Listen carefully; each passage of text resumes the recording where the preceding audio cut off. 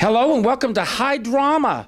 I'm here with Fred Barton. And I'm Fred Barton. And this Fred is Barton. Richard. This is Richard Skipper. I'm here with Richard Skipper. And Fred, you know, this is amazing. You and I have known each other for how long? I almost remember the year. It was, I think, 1983, in the 80s. And it was when The Wizard of Oz had its renovation. That's right. And we met at a book signing. That's Do you right. remember that? It was Yes. out on the street. We met on the Shakespeare and street. Company. Yeah, right. For yeah, John right nearby. Fricke. For John That's right. Fricke's book about but the of course, Wizard I of was Oz. familiar with you, with the work that you had done with Miss Gulch Returns. Right, and then I got to know you quickly then because you were doing a ton of performing. Mm-hmm. And so I got to know you first in those days when you were performing every 5 seconds. And But now we're working together. finally, it's taken us this long. It's John Kander who brought us together. It's true. John Kander was one of the first people I met in New York because I had gone to college with his niece. And she set us up. So I went to his house. Mm-hmm. And I looked at what was on the piano. There was some music on the piano. I said, "So John, what are you working on? What's this?" And he said, "Oh, Star Vehicle." And he said it with such like, "Oh, I got it. The things you got to do in this business." And I was like, "Oh, really? What is it?" He said, "Oh, it's a Woman of the Year." Woman of the Year. And when a couple of 2 years later, whenever it was, I saw Woman of the Year, and I loved it. I thought it was as fine a Star Vehicle as you could get. The material And was I great. saw it with Raquel Welch. I saw it with Raquel. I went and saw it several times with Laurie. And then Did you see Debbie Reynolds do it? I also saw Debbie Reynolds. I am a Woman of the Year junkie. And to me, I mean, Sam Craig, wherever you are.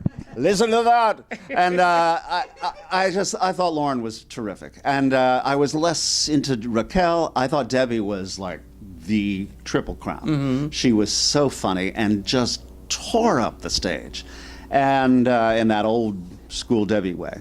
And then I saw it yet again in Los Angeles on the road with Lauren Bacall again, and they had totally rewritten it, which I always thought was unfortunate when they do that. They send out a national tour, and they all go in and tinker with the material, and then the LA goes, "This was the Tony Award-winning musical?" And it's not the same show that we saw. So I always thought that was unfortunate. There were some good things in the tour, but most of it wasn't as good as Broadway. Well, did the tour also have Marilyn Cooper? I think it must have, yeah. Oh, and all you need for Woman of the Year is Marilyn Cooper That's and Lauren right. Bacall. That's all you need. That's right. And unfortunately, we ain't got them anymore. But I know, but I mean, thank Someday God we'll find thank God for YouTube. I mean, Yeah. and the original cast recording. So yeah, it's a beautiful recording. And then I got to work with 5 years. Took a while. A couple of years later, I got to work with John Kander and Fred on the revival of Zorba. You remember that one? With Anthony Quinn.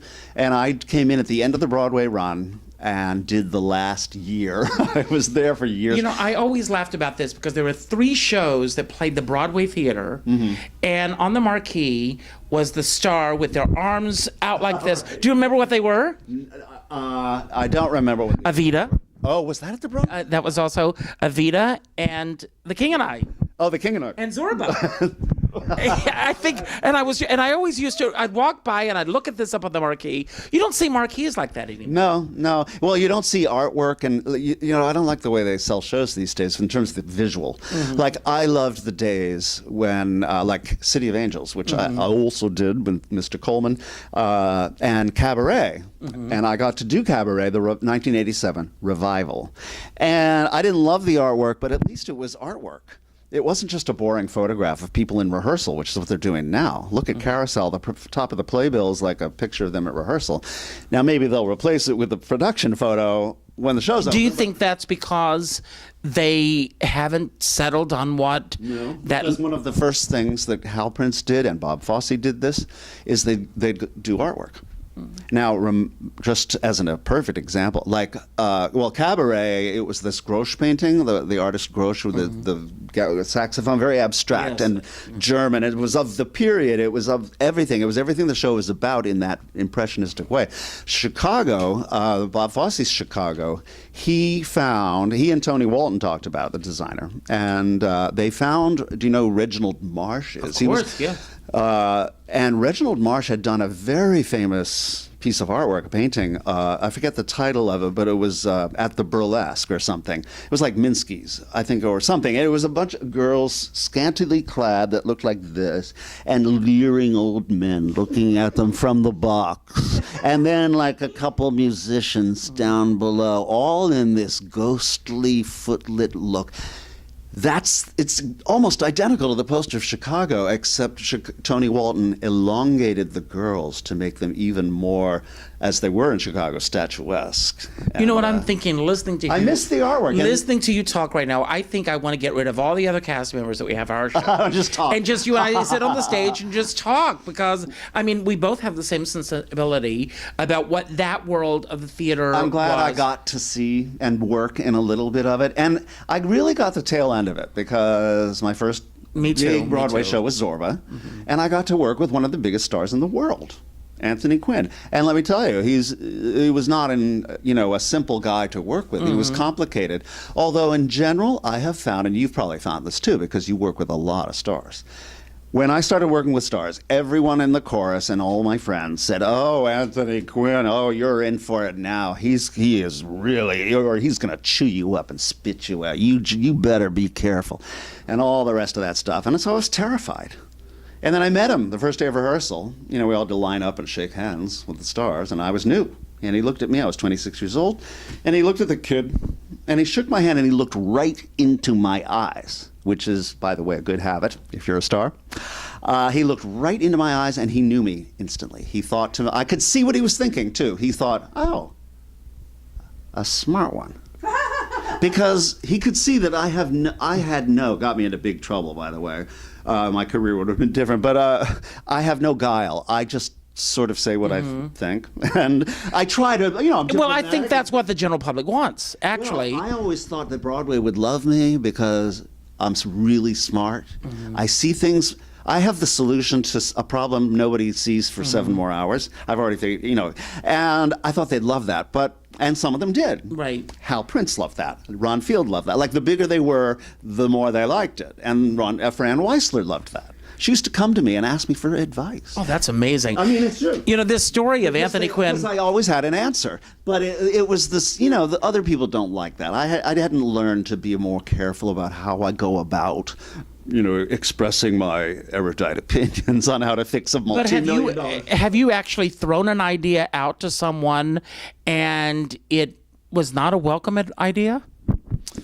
No. And it's interesting you should say that, because at the time, this is all like 25 years ago, but at the time, I got a bit of a bad rep for being a little vocal. Like, who's this associate conductor? Who's this guy at the piano? Why is he opening his mouth? There's that very stratified. But did the powers that be appreciate what you were doing? I'd never once had an idea that it didn't end up in the show. And it's a long story. I won't go into it, but there was one scene in Zorba that I saw the show like 2 years before, and it bugged the hell out of me. I was like, boy, Zorba comes off like a heel. He comes off like an enabling, he allows a murder to take place. And I thought, why would he do that? That's despicable. And when it came time to restage that scene in when I joined the show, I went up to Jewel Gray, who actually was the director of that revival later on, and did the tour. And so he was my director, and he and I knew each other from tap class, believe it or not. And I said, "Joel, I gather it was the intention that Zorba now come off in the middle of Act 2 like an absolute wretch, like allowing that woman to get murdered like that." I never got sympathy back for him. When I saw the show, Joel was horrified. He said, "Absolutely not. How did you get that impression?" I'd be like, I said, he turns his back on the guy. He turns his back on the woman and just allows her to get killed. And I said, the only way, Joel, that this would work is if there were a second knife.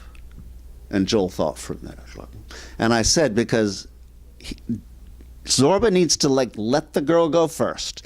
And having gotten the knife, disarmed the guy with the knife, but he doesn't know there's a second knife. And that way someone can pull the second knife and kill the girl, and Zorba is completely blameless.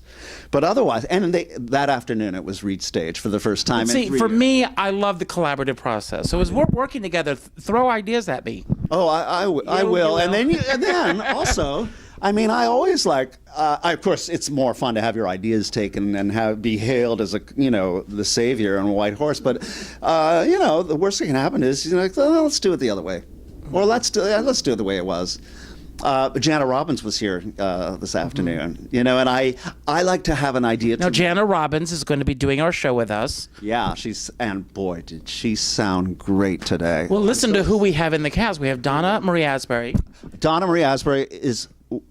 I did West Side Story with Donna years ago, and she doesn't look a day older. I know. I mean, she still dances like crazy. She's amazing. She's one of the best Velma Kellys I ever saw. She actually she's gonna at the beginning of the show, she's coming in to do a number, and she has to leave because she's got a matinee that afternoon. Chicago. She's been in it since the very beginning. I think she's put her kid through college and the whole thing. She has, and she's played practically every role except for Billy Flynn in the show. Right. And I think that's waiting in the wings, So, and then we've got David Sabella, another Chicago alumnus. And he's actually doing the song that Ernie sang in the show, Mr. Cellophane. Oh, right. I think I saw a little clip of that. Doing that. That's great. And we also have Lilias White in the show. Oh, and I've never worked with her. I'm looking forward to that because she and I have Cy Coleman in common because she, of course, did The Life. Right. And then shortly before The Life, I did City of Angels. And then I worked in the pit of Will Rogers Follies, and then I did a third show that Cy wrote, which unfortunately never came into town. But Lilias was oh my God, I love her. He really made her in a way because he provided that song that put her on the map in a way that she hadn't been before. I mean, everyone knew who she was, but that song, some of those songs that she sang in that show, The Life, really did it. And we have Sandy Stewart and Bill Charlap. Sandy Stewart is a legend. Singing my coloring book. For me, not to just kneel on the floor, and I am perfectly willing to do this if she insists. Well, I'm telling you, I will kneel down and. When my phone rang 2 weeks ago and Sandy Stewart said, I understand you're doing this tribute to John. I would love to be a part of it. And Cheetah Rivera, who can't be with us, has filmed a special opening for us. So that's really exciting. I can't wait to see this. So it's going to be fun. It's going to be fun. Eva, we've hijacked your show. We're going to call it Hijack instead of High Drama. So do you have any questions for us? Gosh, I'm so... You're going to be at the show. Yeah, I guess so. This is just a sample of what people will get. We go on and on and on. Yeah. But actually, I mean, the show, we were not going to be talking this likely. Show, I'm going to be playing at the piano with my group, fine fmusicians, the best available. We've got great guys. And Steel Pierce. Well, I would love to have something from Steel Pier, but there's so much that we can do. It's so funny when you do a show like this. Yes, but when you do a show like this, and you know this because you do all kinds of these productions. I did a Kander show last year. There's there's always going to be someone who's going to come by and say, "Why didn't you sing that song?" Right. I mean, when I posted something a few weeks ago, our poster lists a couple of the musicals, and again, we have no room to list every musical that they did. Someone said, "Well, why isn't Flora the Red Menace on here?" And I said, "Well, I wish it was, get me Liza Minnelli." But we've got to rehearse. We got to we got to rehearse. Some tunes now. But we're going to be on the 18th at the Laurie Beechman Theater at 1 o'clock. 42nd Street and 8th Avenue. That's 9th Avenue. 9th Avenue. Yes, we're moving uptown. But the thing is, it's very important that you go online and reserve, and we've made it very easy. Go to richardskipper.com, click on the yellow star, and you'll be able to order your tickets right there, just to ensure that you get a seat, because people were turned away at the Kettle Channing tribute that we did. Yeah, this is an easy sellout with that talent and us. Easy sellout. I bet your friends are all celebrities. That's wonderful. What's so wonderful? You can make an onion, or whatever that is. Oh, the grass is always greener. That's all you're getting from now. So that's it. Well, Thank you, Eva. Thank you. Good to see you there.